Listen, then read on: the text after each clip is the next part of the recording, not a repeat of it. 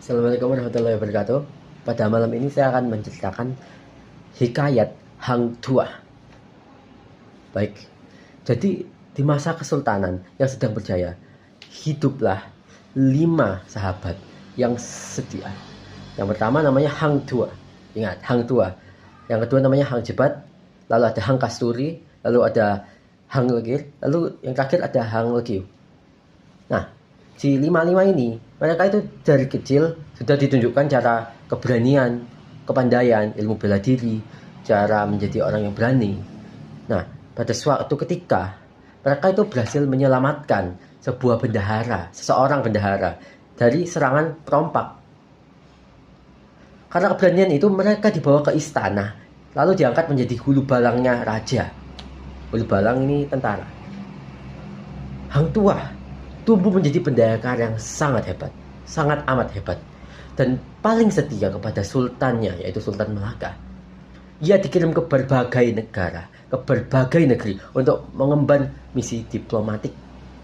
Salah satu yang paling terkenal ialah ketika dia ke Majapahit.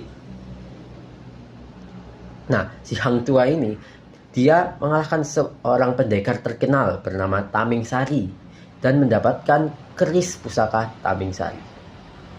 Kepandaian dan nama besar Hang Tuah tersebut membuat banyak orang iri, dan banyak fitnah pun mulai bermunculan satu persatu. Pada suatu hari, Hang Tuah ini difitnah atau difitnah bahwa dia berkhianat kepada sang raja ya. Tapi nggak ada buktinya, nggak ada penyelidikan, tiada apa-apa.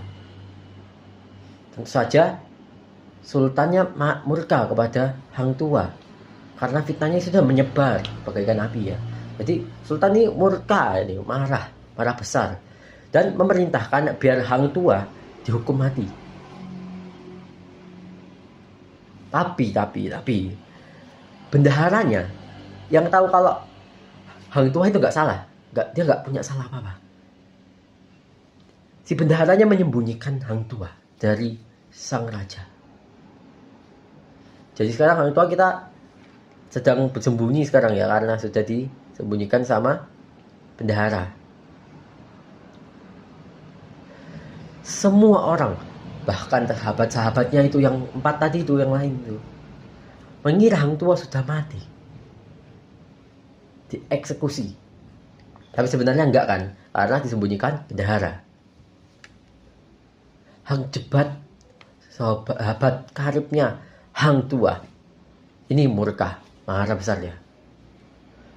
Dia gak terima dong si Hang Tuah mati karena fitnah ya kan. Hang Jebat tidak percaya kalau Hang Tuah itu bakalan bakalan mengkhianati raja. Ya kan, emang betul dia gak mengkhianati raja, cuman kena fitnah. Jadi si Hang Jebat ini langsung protes ya, berontak besar-besaran. Dia berkata kalau raja itu gak adil kepada sahabat setianya. Hang Jebat lalu pemberontak dan menguasai istananya, seluruh istananya. Tidak ada prajurit yang mampu menandingi kehebatannya Hang Jebat, saking kuatnya.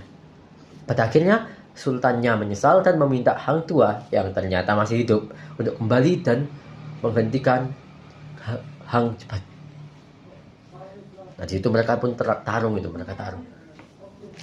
Mereka bertarung kan, mereka mulai bertarung. Itu mereka teguh pada prinsipnya Hang Tuah tak akan melayu hilang di bumi, di dunia. Maaf. Dan kesetiaannya kepada raja dan segalanya, walaupun sudah difitnah sama raja, tapi dia masih setia, saking setianya, totalitas itu masih. Terus Hang Jebat berpegang pada prinsipnya sendiri. Raja adil, raja disembah. Raja zalim, raja disangka. Gitu. Lalu mereka pun bertempur hebat selama berhari-hari. Ya lama itulah. Sampai keduanya, karena sama-sama kuatnya ini ya, mereka berdua ini sama-sama kuatnya, sama-sama tangguhnya, Hang Tuah ini berhasil melukai Hang Jebat pakai keris itu yang tadi itu, keris Taming Sari.